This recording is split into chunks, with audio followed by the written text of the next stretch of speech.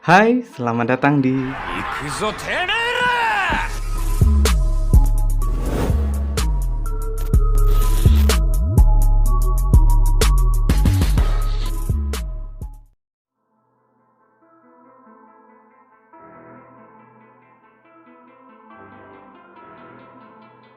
Kali ini kita akan membahas kekuatan Rindaman versus Murayama. Kedua karakter ini memang sangat kuat di universe mereka masing-masing, di mana Megumi Hayashida atau yang biasa kita kenal dengan nama Rindaman adalah monster yang tak terkalahkan selama dia berada di Suzuran, yaitu sekolah tempat berkumpulnya para berandalan.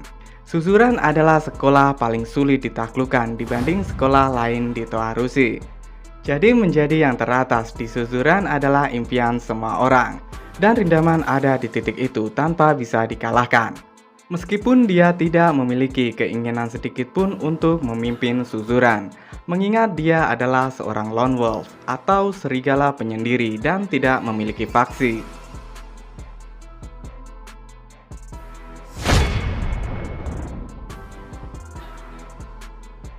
Sementara Murayama berdiri tegak sebagai raja di SMA Oya dengan ciri khas tingkah gilanya.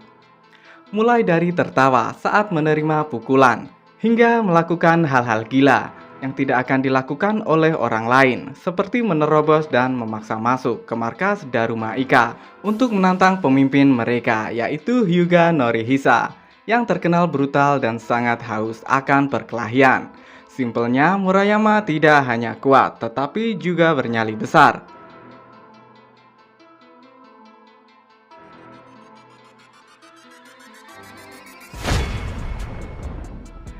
Dan setelah mengetahui background dari keduanya, mari kita breakdown dan sedikit membandingkan kekuatan mereka.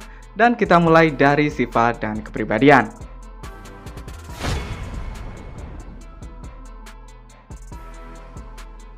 Rindaman menjadi yang teratas di Suzuran tidak membuatnya memiliki banyak pengikut.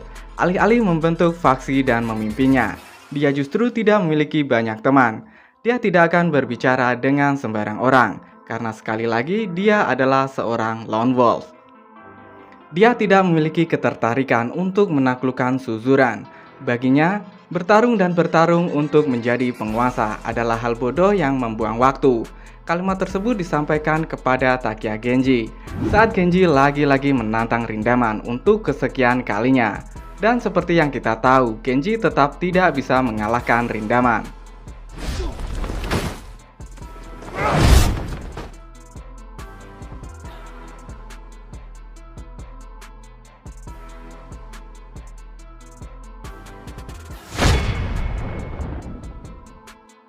Berbeda dengan Rindaman, Murayama justru memiliki ambisi yang sangat besar.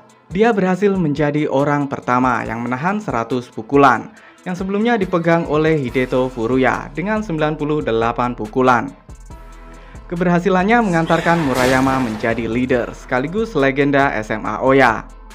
Dia adalah yang terbaik, di mana di SMA Oya dibutuhkan seorang pemimpin yang memiliki kekuatan dan jiwa leadership yang seimbang. Standar itu dipenuhi oleh Murayama hingga posisinya sebagai penguasa nyaris tanpa pesaing. 行くぞてめえら。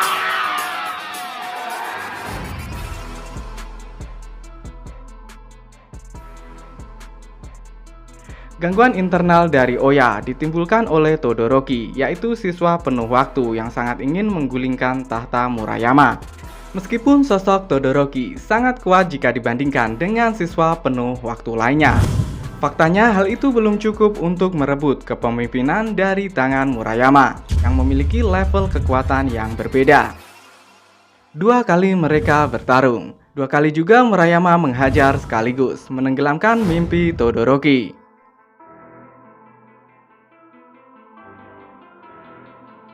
Dan sekarang, bagaimana jika Murayama harus melawan Rindaman?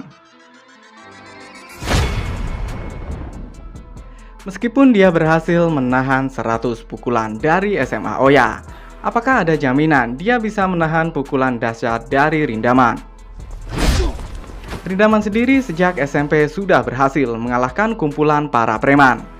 Tentu itu tidak akan terjadi jika Rindaman tidak memiliki pukulan keras yang menghasilkan damage besar pada lawan-lawannya. Tetapi Murayama tidak hanya menahan 100 pukulan, dia juga berhasil mengalahkan mereka semua. Tentunya dengan tenaga yang sudah terkuras, sehingga membuatnya menjadi yang pertama melakukannya dalam sejarah SMA Oya. Tetapi fakta ini masih terasa lemah jika yang dihadapi Murayama adalah Rindaman. Monster tak terkalahkan dari Suzuran, karena level Suzuran sendiri jauh di atas Oya. Zona yang dihadapi Rindaman lebih ganas dibandingkan dengan Murayama. Bahkan, Rindaman pernah membantai puluhan orang bersenjata, dan hebatnya Rindaman menang tanpa luka. Hal itu membuktikan Rindaman sudah sering menaklukkan geng yang datang silih berganti untuk menantangnya. Jadi jika Murayama harus menahan serangan dari Rindaman, tentu daya tahannya belum cukup kuat dan dia tidak akan bertahan terlalu lama. Tapi bagaimana jika Murayama yang menyerang Rindaman?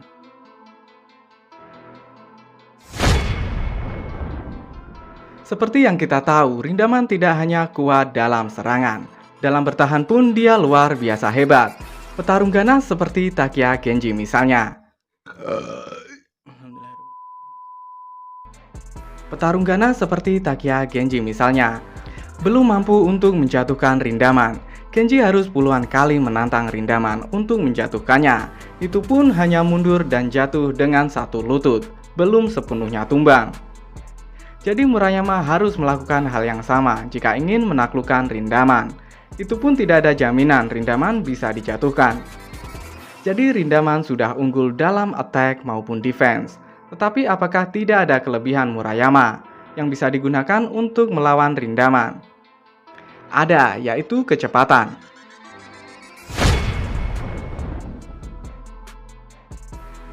Murayama berkali-kali menghadapi lawan dengan style bertarung cepat, seperti Cobra dan Todoroki. Mereka berdua sama-sama mengandalkan kecepatan, meskipun Murayama kewalahan saat melawan Cobra. Tetapi Murayama masih bisa menghandle kecepatan dari Cobra dengan cukup efektif. Dan kekalahan yang dia terima bukan karena kecepatan Cobra, melainkan Murayama kalah dari segi stamina. Dengan begitu Murayama memanfaatkan kekalahan itu untuk mengalahkan petarung cepat lainnya, yaitu Todoroki. Tidak hanya satu kali, tetapi Murayama melumat habis Todoroki sebanyak 2 kali. Itu membuktikan jika Murayama tidak kalah dalam hal kecepatan.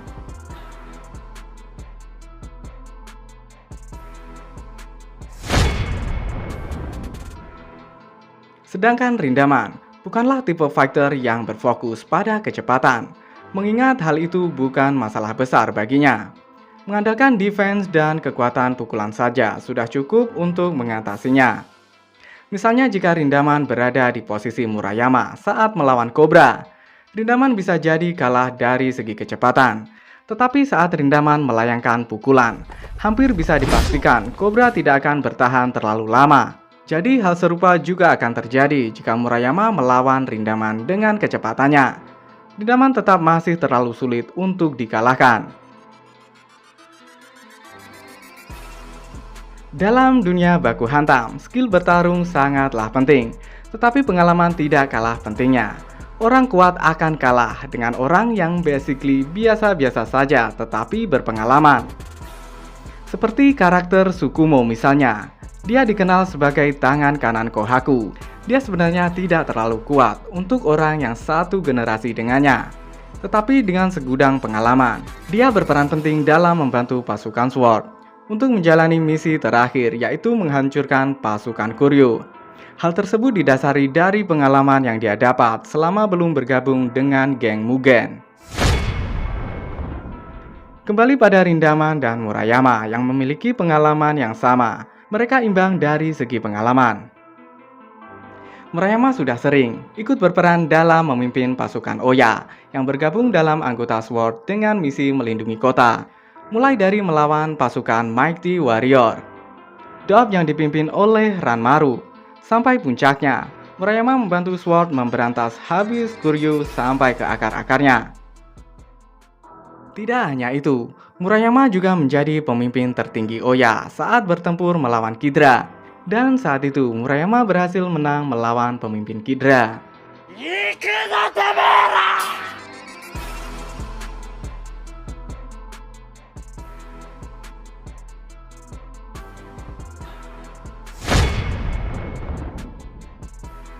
Sementara itu, Rindaman tidak kalah hebat perihal pengalaman, meskipun dia bertarung tanpa pasukan. Tapi jika mengingat banyaknya pertarungan yang sudah ia hadapi, tak terhitung berapa banyak pengalaman yang dia dapatkan. Terlebih Rindaman memenangkan semua pertarungan yang dia hadapi. Satu-satunya pertarungan tanpa kemenangan yang dia hadapi adalah saat dia melawan Boya Harumichi.